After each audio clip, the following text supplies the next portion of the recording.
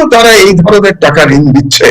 কাজে আমার এখন সন্দেহ হয় কি জানেন, মনে হয় যেন যে এই সমস্ত মাল্টিন্যাশনাল কোম্পানির বা প্রতিষ্ঠানের যারা ঋণ দেয় তারাও কি দুর্নীতির সাথে জড়িত কিনা, মানে ঋণ দেওয়ার বিনিময়ে তারাও কোনো সুযোগ সুবিধা পায় কিনা, এটা নিয়ে আমার বেশ সন্দেহ হয়। এবং আমি আপনাকে বলে রাখি, এই ঋণের ব্যাপারে কিন্তু আমি ওয়ার্ল্ড ব্যাংকে 2টো চিঠি দিয়েছি, আমার নামে আমার পরিচয় দিয়ে সব দিয়ে। ওয়ার্ল্ড ব্যাংকের চিফ যে ঢাকায় আছেন তাকে আমি চিঠি দিয়েছি যে আপনারা একটা দুর্নীতিপরায়ণ সরকারকে এভাবে টাকা দিচ্ছেন এবং এই টাকা জনগণকে শোধ করতে হবে, কাজেই চুরি করার সুবিধা করে দিচ্ছেন আপনারা শেখ হাসিনাকে, অথচ টাকার দায়ভার বাংলাদেশের দরিদ্র জনগোষ্ঠীর। আর এই পিরিয়ডের মধ্যে আপনি আরেকটা জিনিস জানেন যে এটা একটা বাংলাদেশেরই একটা ইকোনমিক গ্রুপ, তারা সার্ভে করে দেখিয়েছে যে 45% মানুষ চরম দারিদ্র সীমায় নেমে গেছে। তো একদিকে আপনারা গল্প করছেন উন্নয়নের জোয়ার, আর একদিকে মানুষ চরম দারিদ্র সীমায় নেমে যাচ্ছে। তার মানে হচ্ছে যে আয় বৈষম্য প্রচন্ড রকম বেড়ে যাচ্ছে। তার মানে শেখ হাসিনা এবং তার সাঙ্গপাঙ্গরা তারা বিলিয়ন বিলিয়ন ডলারের মালিক হয়ে যাচ্ছে, আর দরিদ্ররা আরো দরিদ্র হচ্ছে। তো আমার খুব ভয় লাগে যে বাংলাদেশে আরো বোধহয় সেই 74-এর দুর্ভিক্ষ বা ওই ধরনের শেখ মুজিবের সময় যেটা হয়েছিল ওই ধরনের মানুষের দুর্দশা বোধহয় আমাদের দেখতে হতে পারে, এবং সেটা হলে আমাদের জন্য অত্যন্ত দুর্ভাগ্য হবে। তো এই যে এত টাকা, এই টাকাটা কোথায় কাজে লাগলো বা আপনার কি মনে হয়? কাজে লাগেনি। আচ্ছা আপনি বলেন আমাকে, যে 45,000 কোটি টাকা ঋণ নিয়ে তারা এখন পর্যন্ত কতজনকে টিকা দিয়েছে? আমি একটা হিসাবে দেখলাম 60 লাখ লোককে টিকা দিয়েছে, 60 লাখ। তো 60 লাখ লোককে যদি টিকা দেওয়া হয়ে থাকে বা 70 লাখ, বাংলাদেশের জনসংখ্যা কত? 17 কোটি। তো 17 কোটি জনসংখ্যার 1% কত? 17 কোটি জনসংখ্যার 1% হচ্ছে 17 লাখ। তার মানে আপনারা মাত্র 4% লোককে টিকা দিয়েছেন, 4%, এবং সেটাও দিয়েছেন এক ডোজ। 4% লোককে আপনি এক ডোজ টিকা দিয়েছেন। কিসের গল্প শোনাচ্ছেন আপনি যে তারা করোনা খুব ভালো মোকাবেলা করেছে? আসলে এই টাকাগুলো নতুন কোনো হসপিটাল হয়নি, নতুন আপনার আইসিইউ বেড বাড়ে নাই। এবং আমি একটা শুনেছি, এটা শোনা কথা, আমার ভুল হতে পারে, আমি খবর নেওয়ার সুযোগ পাইনি, তার মধ্যেই আপনার সাথে আজকে আমি বসেছি আলোচনা করতে, যে এর মধ্যে নাকি সরকার আবার আইসিইউ এর যে ইকুইপমেন্ট এবং অক্সিজেন যে লাগে মানুষের জীবন বাঁচানোর জন্য, সেখানে ভ্যাট বাড়িয়ে দিয়েছে, ভ্যাট বসিয়ে দিয়েছে। আপনি জানেন যে উন্নত বিশ্বে এগুলো ফ্রি, লোকের বিনা পয়সায় চিকিৎসা করছে, আর সেখানে আমাদের দেশে তো পয়সা দিয়ে করতেই হচ্ছে। এক একজন রোগীর লক্ষ লক্ষ টাকা খরচ হচ্ছে তাদের আইসিইউ এর জন্য। আমি কত মানুষকে জানি যে একেবারে দরিদ্র হয়ে যাচ্ছে, তাদের সমস্ত জমানো টাকা যদি একজনের অসুখ হয় তার আইসিইউ বিল দিতে শেষ হয়ে যাচ্ছে, আর তারা ট্যাক্স বাড়াচ্ছে। তো এই পুরো টাকা লুটপাট চলছে। এবং যে সমস্ত ঋণ দাতা প্রতিষ্ঠান, দুঃখের কথা হলো তারাও কিন্তু জানে যে এই ঋণের টাকা এগুলো লুটপাট হচ্ছে। মানে অত্যন্ত ভয়াবহ পরিস্থিতির দিকে আসলে। আসসালামু আলাইকুম, আপনাদের সবাইকে স্বাগত জানাচ্ছি আমি কনক সরোয়ার আজকের আলোচনায়।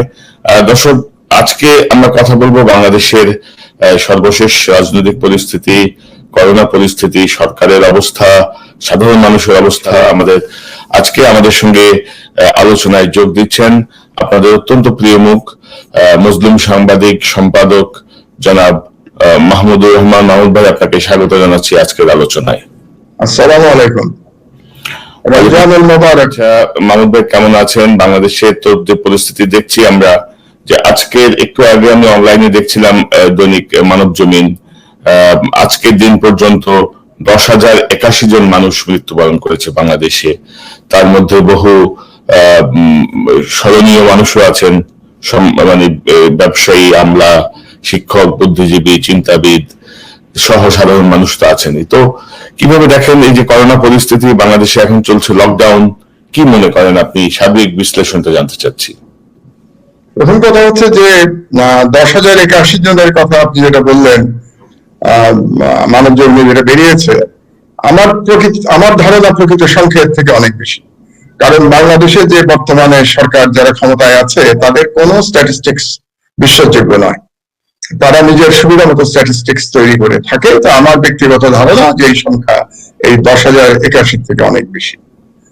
এটা গেল একটা। দ্বিতীয় হচ্ছে যে আমার ব্যক্তিগত বিচারে করোনা পরিস্থিতি নিয়ন্ত্রণ করতে সরকার সম্পূর্ণ ব্যর্থ হয়েছে, এবং শুধু ব্যর্থ হয়নি, করোনা পরিস্থিতি নিয়ন্ত্রণের কোনো ইচ্ছা ছিল কিনা সরকারের, সেটা নিয়ে আমার সন্দেহ রয়েছে। যেমন ধরুন, গত 1 বছর ধরে এই করোনার নাম বলে এডিবি, ওয়ার্ল্ড ব্যাংক, IMF, চীন এবং জাপান থেকে এই সরকার বিলিয়ন বিলিয়ন ডলার ঋণ নিয়েছে, এবং এই বিলিয়ন বিলিয়ন ডলার ঋণ যেটা নেওয়া হয়েছে সেটাকে কিন্তু শোধ দিতে হবে বাংলাদেশের জনগণকে। শেখ হাসিনাকে কোনো টাকা শোধ দিতে হবে না, বাংলাদেশের জনগণ এই টাকা শোধ দেবে। তো এই টাকা নেওয়ার পরে গত 1 বছর ধরে এই সরকার কি করেছে? সেই টাকা নিয়ে শেখ হাসিনা তার বাবার জন্মবার্ষিকী, 100তম জন্মবার্ষিকী পালনের পিছনে তিনি 1 বছর সময় কাটিয়েছেন। এবং আপনারা দেখেছেন যে মার্চ মাসে পর্যন্ত শেখ মুজিবের নামে বাংলাদেশে কি ধরনের ব্যক্তি পূজা করা হয়েছে। শেখ মুজিবের মূর্তি এবং ছবিতে সারা বাংলাদেশ ছেয়ে ফেলা হয়েছে।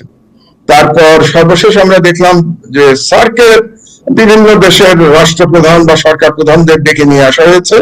সর্বশেষ গুজরাটের খুনি, বুচার অফ গুজরাট নরেন্দ্র মোদী বাংলাদেশে আসলেন, বাংলাদেশে রক্তগঙ্গা বইয়ে দিলেন, এবং শেখ হাসিনা এবং মোদী মিলে বাংলাদেশে গণহত্যা চালালেন, ম্যাসাকার চালালেন। গণহত্যা না বললে এটাকে ম্যাসাকার তো খুব সহজেই বলা যায়, কারণ 2 দিনে 21 জন ইয়াং মাদ্রাসার ছেলে পেলে এবং সাধারণ মানুষ, কৃষক, শ্রমিক, তাদেরকে হত্যা করেছে এই সরকার। এবং তারপরে শুনলাম করোনা নিয়ে কথাবার্তা। তার আগ পর্যন্ত কিন্তু করোনা নিয়ে কোনো কথা আমরা শুনি না। অথচ আমি নিশ্চিত এখন যে ফিগার আমরা দেখতে পাচ্ছি, আপনি জানেন যে প্রায় 25% পাওয়া যাচ্ছে, যাদের টেস্ট করা হচ্ছে তাদের মধ্যে 25%-এর করোনা পজিটিভ পাওয়া যাচ্ছে। তার মানে প্রতি 4 জনে 1 জন যাদের টেস্ট করা হচ্ছে, এবং সেই টেস্টের সংখ্যা অত্যন্ত কম।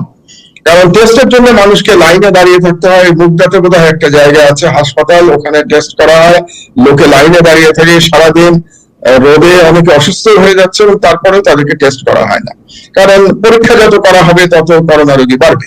এবং এই কাজটি মার্চ পর্যন্ত লুকিয়ে রাখা হয়েছিল, যাতে শেখ মুজিবের এই অনুষ্ঠান করতে পারে, মোদী যাতে বাংলাদেশ ঘুরে দিতে পারে। এবং ফলে কি হয়েছে দেখুন, এই মোদীর দেশেও কিন্তু একই অবস্থা।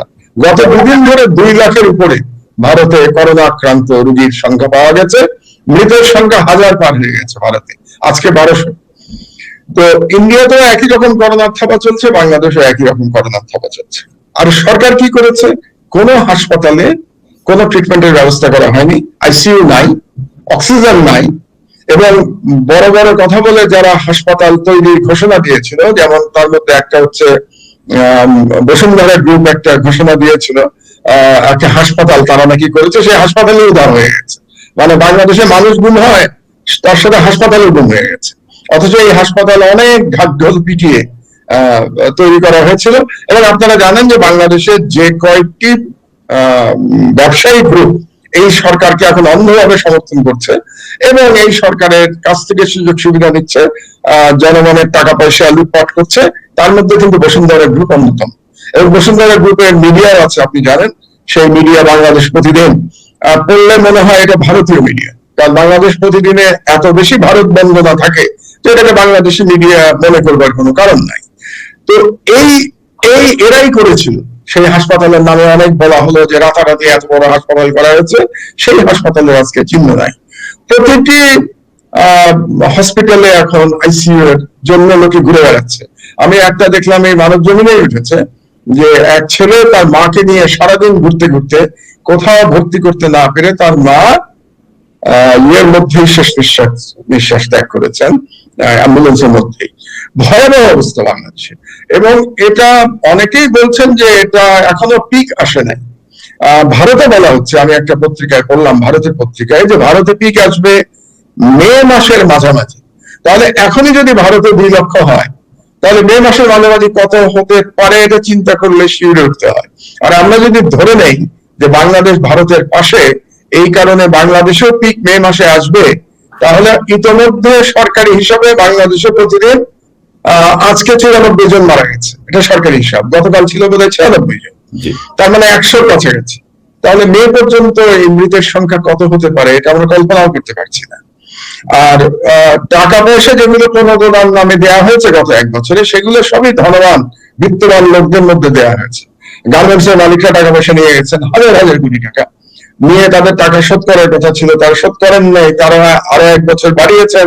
এবং এখন করোনার যে অবস্থা, তাতে মনে হচ্ছে এই টাকা পয়সা আদৌ তারা আর ফেরত দেবেন কিনা আমার সন্দেহ আছে। কারণ বাংলাদেশে একটা কালচার আছে যে ব্যাংকের টাকা নিয়ে বিত্তবান ইন্ডাস্ট্রিয়ালিস্টরা টাকা ফেরত দেন না।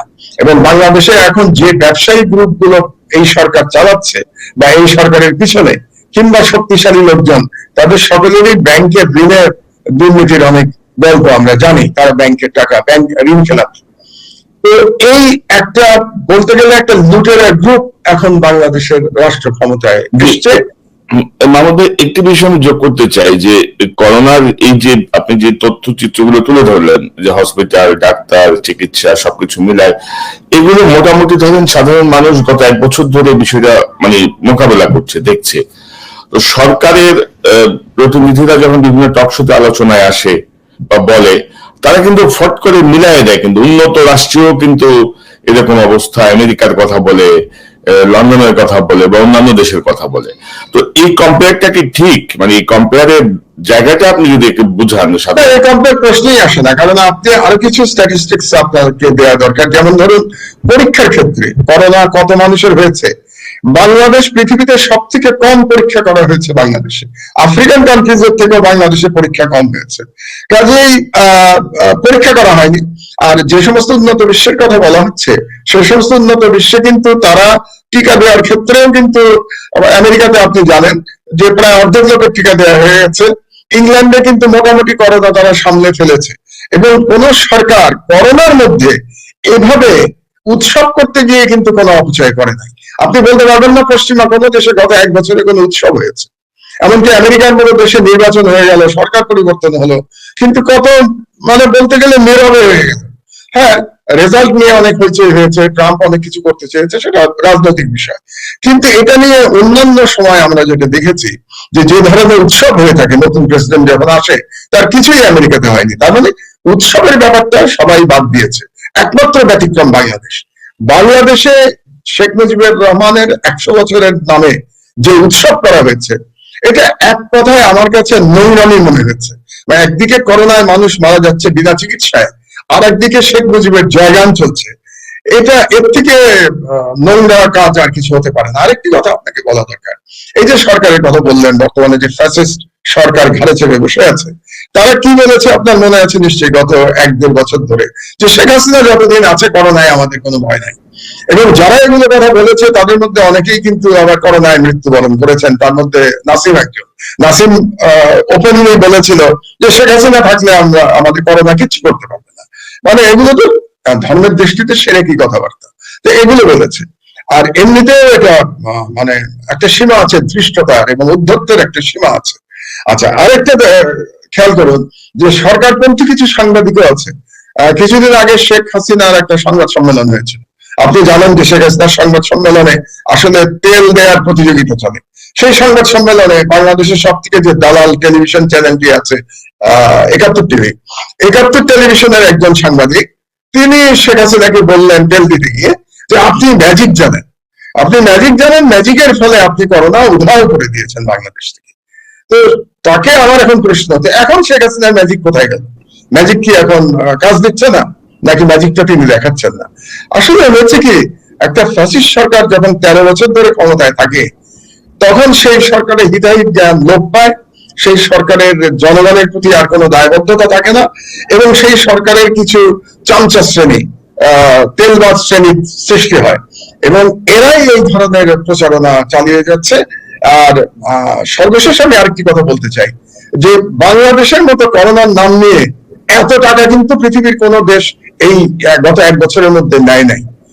এই হিসাব আপনি নিলে অবাক হয়ে যাবেন যে বাংলাদেশ, আমি যতটা হিসাব করেছি, তাতে গত 1 বছরে প্রায় $5 বিলিয়ন। $5 বিলিয়ন মানে হচ্ছে 45,000 কোটি টাকা ঋণ নিয়েছে। 45,000 কোটি টাকা 1 বছরে ঋণ নিয়েছে করোনার কথা বলে। তো ঋণ নিয়ে এই টাকাগুলো কি হয়েছে? লুটপাট হয়েছে।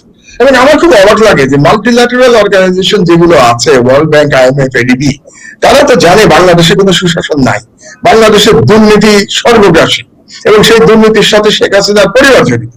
তো এগুলো জানা সত্ত্বেও তারা এই ধরনের টাকা ঋণ দিচ্ছে।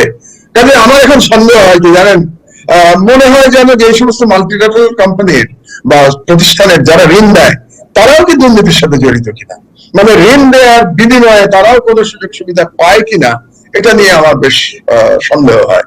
এবং আমি আপনাকে বলে রাখি, এই ঋণের ব্যাপারে কিন্তু আমি ওয়ার্ল্ড ব্যাংকে 2টো চিঠি দিয়েছি, আমার নামে আমার পরিচয় দিয়ে সব দিয়ে ওয়ার্ল্ড ব্যাংকের চিফ যে ঢাকায় আছেন তাকে আমি চিঠি দিয়েছি যে আপনারা একটা দুর্নীতিপরায়ণ সরকারকে এভাবে টাকা দিচ্ছেন এবং এই টাকা জনগণকে শোধ করতে হবে, কাজেই চুরি করার সুবিধা করে দিচ্ছেন আপনারা শেখ হাসিনাকে, অথচ টাকার দায়ভার বাংলাদেশের দরিদ্র জনগোষ্ঠীর।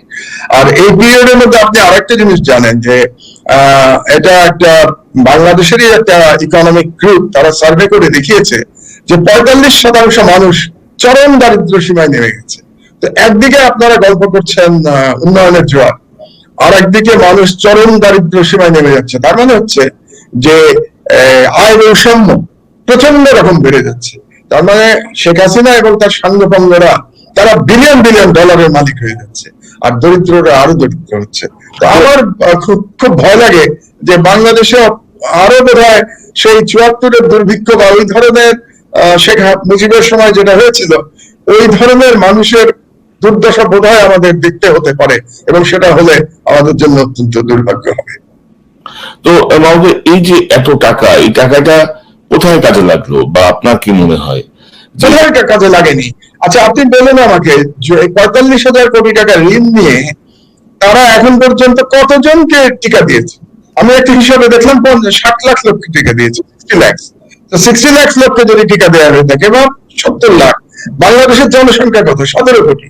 তো 17 কোটি জনসংখ্যার 1% কত?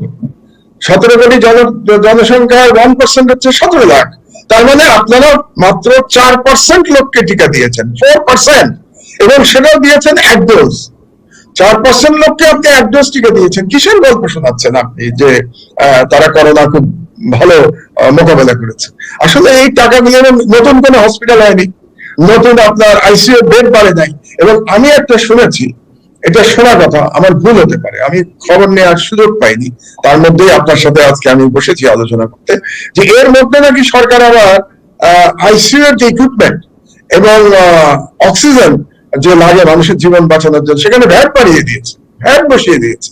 আপনি জানেন যে উন্নত বিশ্বে এগুলো ফ্রি, লোকের বিনা পয়সায় চিকিৎসা করছে, আর সেখানে আমাদের দেশে তো পয়সা দিয়ে করতেই হচ্ছে। এক একজন রোগীর লক্ষ লক্ষ টাকা খরচ হচ্ছে তাদের আইসিইউ এর জন্য। আমি কত মানুষকে জানি যে একেবারে দরিদ্র হয়ে যাচ্ছে, তাদের সমস্ত জমানো টাকা যদি একজনের অসুখ হয় তার আইসিইউ এর বিল দিতে শেষ হয়ে যাচ্ছে, আর তারা ট্যাক্স বাড়াচ্ছে। তো এই পুরো টাকা লুটপাট চলছে। এবং যে সমস্ত ঋণ দাতা প্রতিষ্ঠান, দুঃখের কথা হলো তারাও কিন্তু জানে যে এই ঋণের টাকা এগুলো লুটপাট হচ্ছে।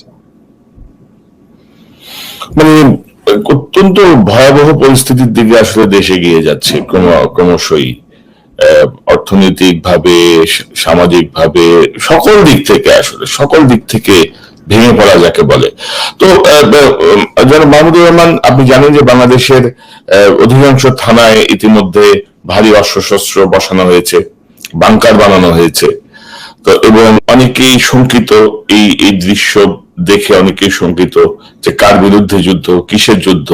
কেউ কেউ বলেন কি ভাই সেনাবাহিনী ঠেকানোর জন্য নাকি এরকম করতেছে, শুনলাম অনেকে ফোন দেয় আমাদেরকে। কেউ কেউ বলে যে হেফাজতের জন্য হচ্ছে এরকম।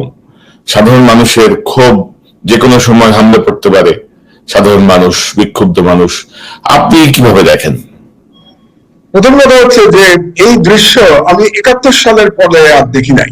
71 সালে যখন মুক্তিযুদ্ধ হচ্ছিল তখন পাকিস্তানি বাহিনী থানার সামনে মেশিন গান পোস্ট বসিয়েছিল।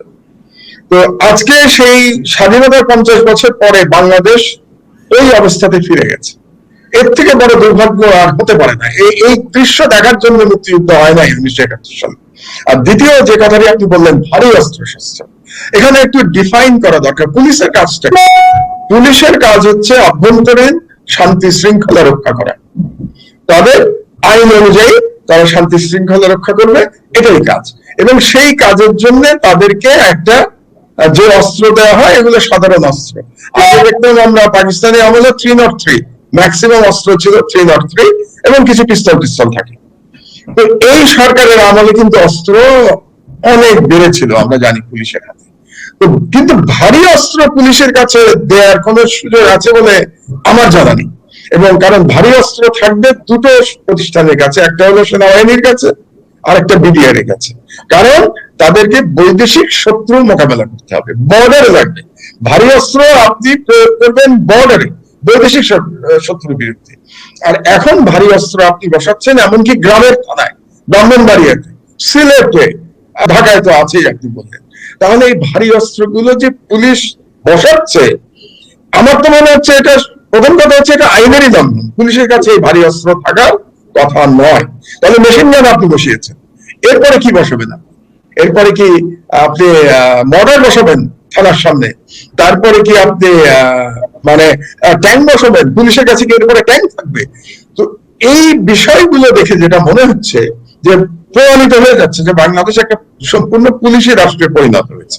এবং আপনি যদি পুলিশের আইজি বেনজির আহমেদ, যে লোকটি বাংলাদেশে যে যতগুলো গুম খুন হয়েছে এই গত 13 বছরে এবং যতগুলো এক্সট্রাজুডিশিয়াল কিলিং হয়েছে, তার মধ্যে যে কয়জন লোক প্রধানত ক্রিমিনাল, যারা দায়ী এটার জন্য, যাদের মানবতা বিরোধী অপরাধে দণ্ডিত হওয়া উচিত যাদের, তার মধ্যে বর্তমান আইজি একজন বেনজির আহমেদ।